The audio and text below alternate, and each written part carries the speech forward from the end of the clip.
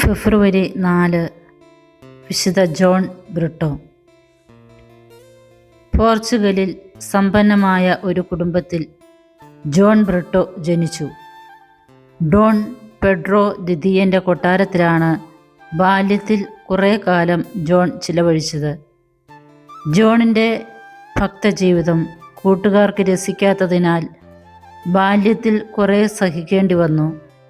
അക്കാലത്ത് ജോണിന് ഗുരുതരമായ സുഖക്കേട് വരികയും വിശുദ്ധ ഫ്രാൻസിസ് സേവ്യറിൻ്റെ മധ്യസ്ഥത്താൽ സുഖം പ്രാപിക്കുകയും ചെയ്തു. അന്നു മുതൽ ജോണിൻ്റെ ആഗ്രഹം വിശുദ്ധ സേവ്യറെ അനുകരിക്കുകയായിരുന്നു.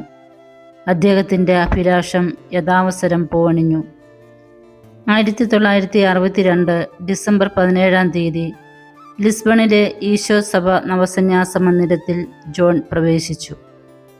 11 കൊല്ലങ്ങൾക്ക് ശേഷം മാതാപിതാക്കന്മാരുടെയും കൊട്ടാരത്തിൻ്റെയും എതിർപ്പുകൾ അവഗണിച്ച് മിഷൻ പ്രവർത്തനങ്ങൾക്കായി ഇന്ത്യയിലേക്ക് പുറപ്പെടാൻ തന്നെ അദ്ദേഹം നിശ്ചയിച്ചു. അമ്മ അത് കേട്ടപ്പോൾ ദുഃഖാർത്തയായി. ജോൺ പോർച്ചുഗൽ വിടാതിരിക്കാൻ വേണ്ടത് ചെയ്യണമെന്ന് പേപ്പൽ ന്യൂൻഷിയോട് അവൾ അഭ്യർത്ഥിച്ചു. ഇതറിഞ്ഞ ജോൺ, ലോകത്തിൽ നിന്നും സന്യാസത്തിലേക്ക് എന്നെ വിളിച്ച ദൈവം ഇന്ത്യയിലേക്ക് എന്നെ വിളിക്കുന്നു എന്ന് പറഞ്ഞു.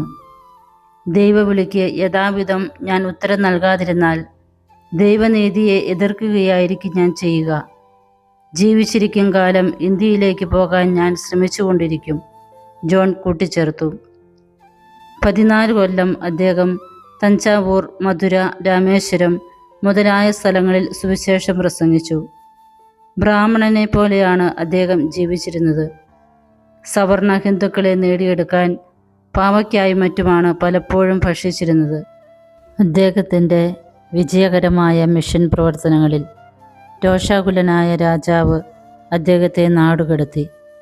പോർച്ചുഗലിലേക്ക് മടങ്ങിപ്പോകാൻ നിർബന്ധിതനായ ഫാദർ ജോൺ താമസിയാതെ തന്നെ തൻ്റെ പ്രിയപ്പെട്ട പ്രവർത്തന രംഗമായ ഇന്ത്യയിലേക്ക് മടങ്ങി. അനേകം ആളുകൾ ക്രിസ്തുമതം സ്വീകരിച്ചു.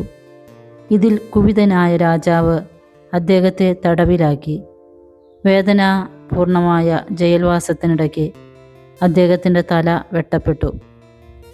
1693 ഫെബ്രുവരി 4 രക്തസാക്ഷിത്വ മകുടം ചൂടി. 1947 ജൂൺ 22 അദ്ദേഹത്തെ വിശുദ്ധനായി നാമകരണം ചെയ്തു.